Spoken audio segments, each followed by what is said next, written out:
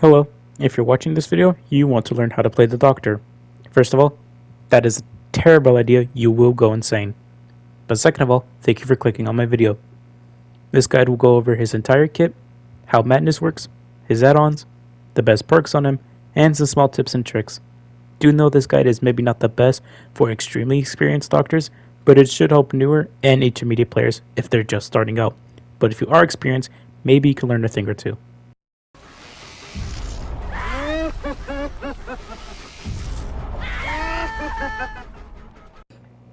This first part of the video will go over his power. If you already have a good grasp on his power, feel free to skip this part of the video. For the rest of you, enjoy this college essay of the Doctor's power. The Doctor is a normal M1 killer. He moves at 4.6 meters per second, and his tear radius is 32 meters. He can also only damage survivors with his normal or basic attack. His shock therapy is considered his special attack. You could charge up a shock for 1 second and detonate the shock in a 10-meter cone in front of him. Do know you slow down a bit when charging your shock. When survivors are hit by the shock, they will be prevented from doing almost anything in the game. This includes doing generators, healing, vaulting or dropping pallets or windows, and etc. The only thing survivors can do when hit by the shock is run or walk. This debuff lasts for 2.5 seconds. One very important thing to note is that his shock also has a 1 second delay once it has been released. You will be 100% sure when you hit the survivor when they scream or the Doctor laughs. The shock will also increase their madness by 0.5 points. We will go over madness in the next section, however. The second part of his power is his static blast. This is another ability you will have to charge up, and you will slow down a lot by doing this. His static blast is tied to his tear radius. Once the blast goes off, any survivor in your tear radius will scream, gain 1 point of madness, and interrupt any action they're doing. You will also get a notification if a survivor was caught in the blast, revealing their location.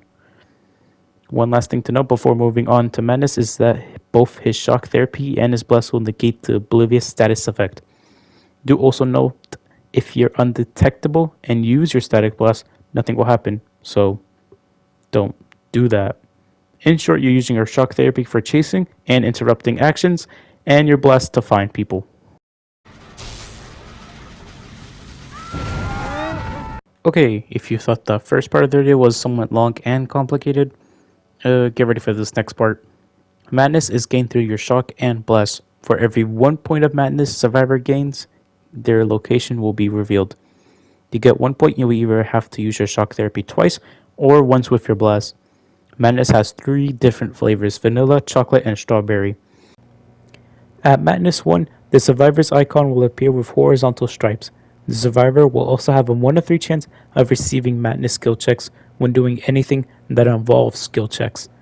Madness skill checks will have an equal chance to be either placed off-center, reversed, or both placed off-center and reversed.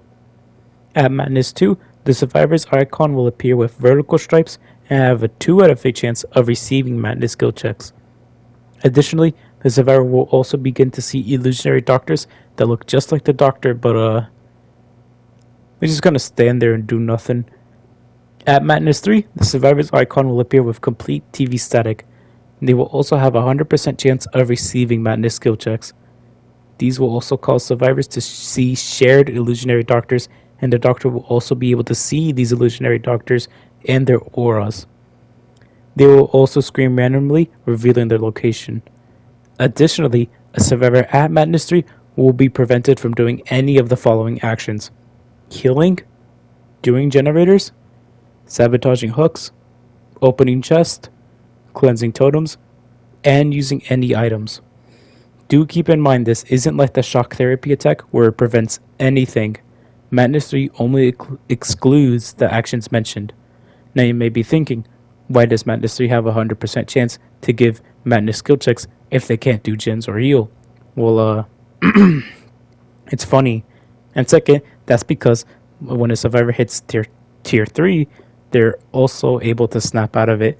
Snap out of it takes 12 seconds to perform and requires the survivor to stand still.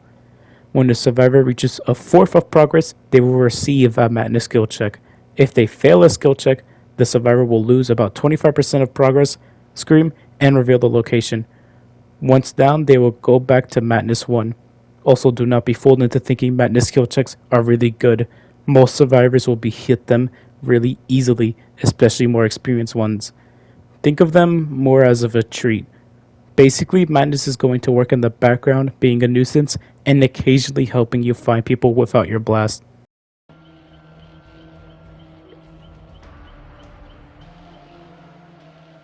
Most killers in the game have add-ons that all do completely different things. So depending on your playstyle or your build, you can run a brown and a green, a yellow and purple, or maybe two iridescent add-ons. But the Doctor is a bit different. His add-ons are more like sets, where multiple do the same thing and only get better as the rarity increases. And I don't mean objectively better, I mean quite literally better.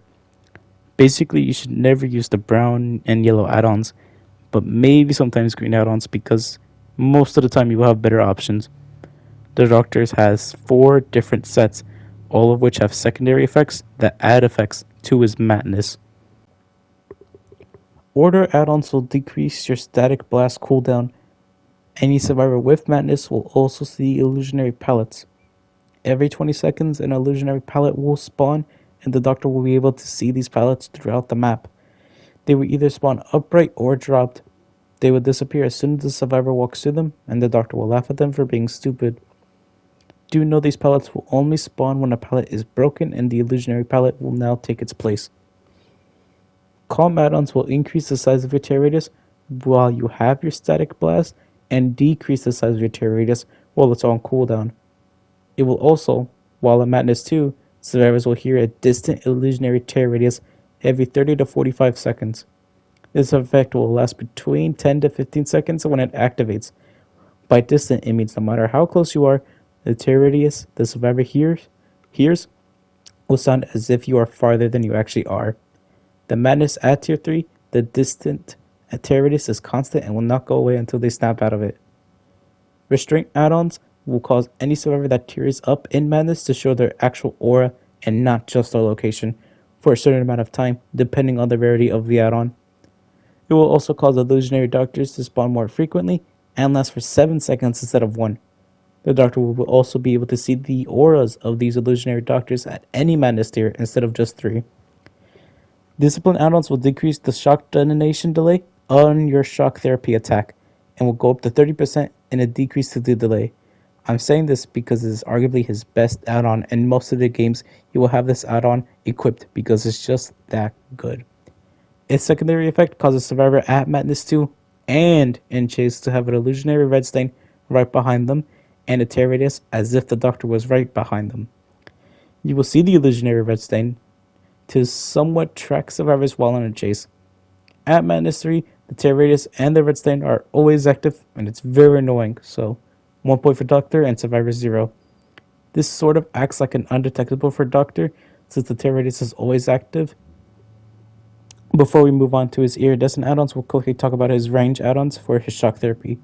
If you're going for range, use this green add-on, aka the high stimulus electrode. The yellow and brown counterparts are just worse. However, if you're just starting out, maybe get used to the normal range for a while. The Doctor has 2 iridescent add-ons, the King and Queen. Iridescent King provides all the secondary effects from Order, Class, Discipline, and Restraint. This isn't one of his best add-ons, but it's still pretty good and fun to use. Iridescent Queen. Any survivor struck by shock therapy or static blast acquires a lingering static charge. The static charge remains with the survivor until it's discharged.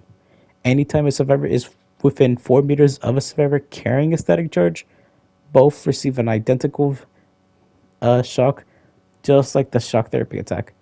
And the static charge is discharged immediately. If they were to tear up from this, they will reveal their location. This add-on is one of his best. This also works if someone is on hook, which will interrupt them for about a second. Keep in mind you can stack these add-ons from the same set. If you were to have 2 calm add-ons, your tear radius will increase by 14 meters if you have the purple and the yellow add-ons, and decrease by 14 while your blast is on cooldown. Also, never use the tape add-ons. Very quickly before I move on to perks, I wanted to quickly talk about the Illusionary Doctors that spawn in. They will spawn randomly near Madness 2 or 3 survivors, and will always be facing toward the survivor. You can use this to track survivors and maybe catch those who are trying to snap out of it. Do know if you're far away and see an illusionary doctor, chances are the survivor is no longer there. Unless it's near a gen or close by, it may not be worth chasing.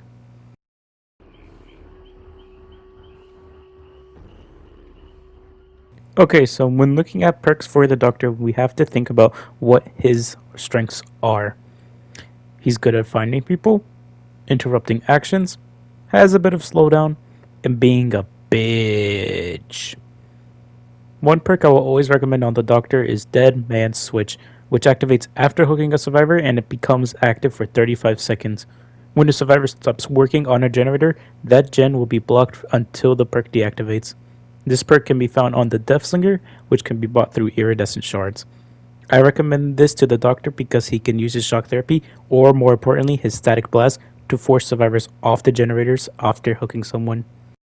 Dead Man Switch also pairs well with Scourge Hook Pain Resonance. And to save my voice and time, I will put up what the perk does and feel free to pause to read it. Just know it can regress gens and force survivors off of gens, paired with Dead Man Switch. This perk can be found on the Artist, who can also be bought with iridescent shards. Another perk I would recommend on the Doctor is Save the Best for Last, which will decrease your basic attack cooldown after each hit, which is good on the Doctor since he can only damage with his basic attack. This perk can be found on Myers, aka The Shape, which will cost real money. One weird perk you almost never see is Merciless Storm, which will make the gen grant continuous skill checks when it hits 90%. This doesn't sound too great, but Doctor has his madness skill checks, and it makes it much harder to hit all the skill checks, and most of the time survivors will miss, causing the gen to regress and be blocked as long as they have madness tier 1. This can be found on the Onryo, aka Sadako, which will also need to be bought with real money. Another perk you could also use is Discordance, which will let you know when two survivors are working on a gen together, which can be found on the Legion, who can also be bought with shards. You could also use Corrupt Intervention, which will block the 3 farthest gen from you when you spawn, and gives you good early game and causes survivors to move closer to you. This perk can be found on the Plague, which can also be bought with shards. There are a lot of perks you can use on the Doctor, and I only listed a couple that are good on him. In the interest of time, I will list some builds you can use on the Doctor, and you could decide which path you will take, and you can also do your own research. The build I use most of the time is Dead Man Switch, Merciless Storm, Starstruck, and Save the Best for Last. A skill check build can use Unnerving Presence, Overcharge, Merciless Storm, Huntress's Lullaby, Chlorophobia, and Distressing. You can also use the Calm add-ons to increase the size of your terror radius to buff the perks that use your terror radius. A totem build can include Pentimento, Thrill of the Hunt, Devour Hope, and Undying. You could also throw Plaything instead of Thrill of the Hunt, but keeping Thrill makes your totems take longer to cleanse, which the Doctor can also interrupt with his Shock and Blast. If you're just starting out, you can use the combination of these perks: No One Escapes Death, aka Noed, Overcharge, Jolt, Whispers, and Sloppy Butcher. Remember, Doctor is great at knowing where survivors are and interrupting, so feel free to look at all these perks in your own time and see what builds you can make. Also, be sure to check the Shrine of Secrets weekly in the shop. Perks for both killers and survivors will appear, which can be bought for 2,000 iridescent shards. You will even be able to find perks from DLC killers and or survivors.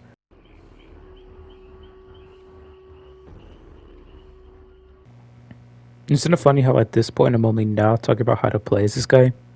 Anyways, the basic gameplay loop of Doctor is going to be something like this: Blast, Shock, Shock, Shock, Hit, Shock, Shock, Shock, Hit, Hook, Blast, and so on and so forth. Your main chase tool is going to be your Shock Therapy, since it prevents dropping and vaulting. Because the shock has a delay, you're going to have to predict where the survivor is going to be when they get hit by the shock, so they don't vault or drop something. You will have to play a couple of matches to know around the time when you will need to hit them with your shock. Once you get used to it, you may find yourself knowing that sometimes your shock is just a little late, and sometimes hits the survivor after they vaulted. This is because they already hit the prompt that appears for survivors to vault or drop something, and this is something you're going to see, which is why I always recommend the Purple Discipline add-on to decrease your shock delay. After getting used to the normal shock, you're going to see how much of a difference it makes. The green discipline is only 20%, but it's still pretty useful. I would also recommend the high stimulus electrode, which I mentioned earlier, which also increases the range of your shock, allowing you to hit survivors more consistently. Doctor also requires a lot of prediction, and this is something that you're going to learn over time as you play against many survivors. You also need knowledge of the maps and tiles you can find throughout the game. If you're just starting out, this will take some time, but eventually you'll know where windows and pallets will spawn. Keep in mind this game does have a lot of RNG, so if you play in a map with a pallet next to a generator, do know the pallet could not be there next time. Let's say you shock someone, but they've already dropped the pallet. If you're able to go around the pallet to where the survivor is, they won't be able to vault it for 2.5 seconds, allowing you to get the hit. This also works on vaulting windows and pallets, not just dropping a pallet. So, as you shock a survivor, assume where they will be after a scream. Also, keep in mind you can shock through anything, including walls.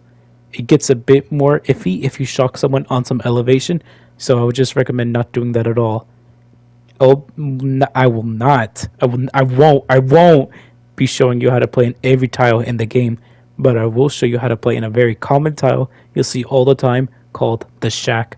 Some will look different on some other maps, but for the most part, they will all look like this. I have my friend to help us out and to show you what to do while you're in the shack.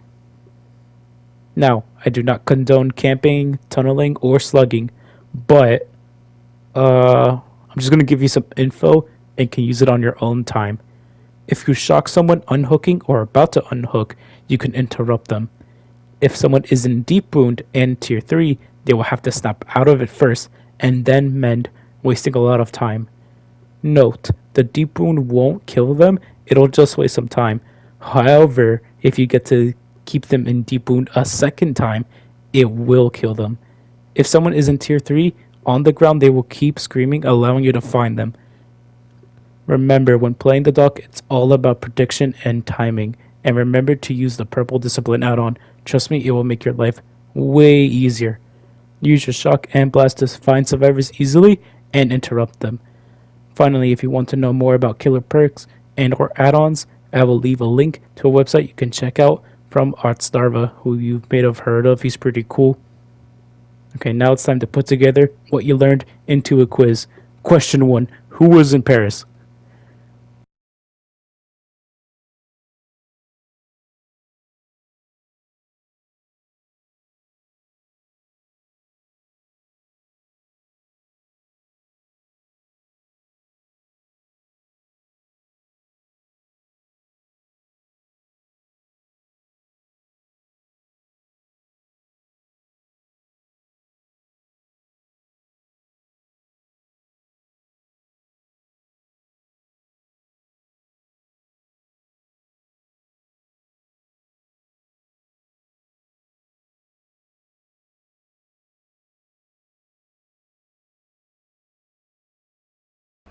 Oh, I don't think I have Where to are swing. you? I think you just teabag. I'm behind him. I'm trying to end chase. There.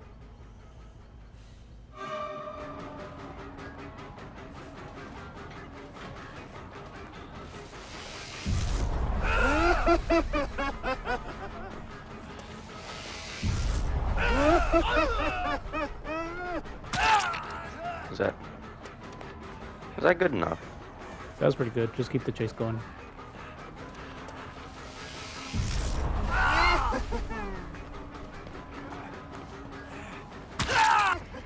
If you made it this far into the video, I would like to thank you for sticking to the end.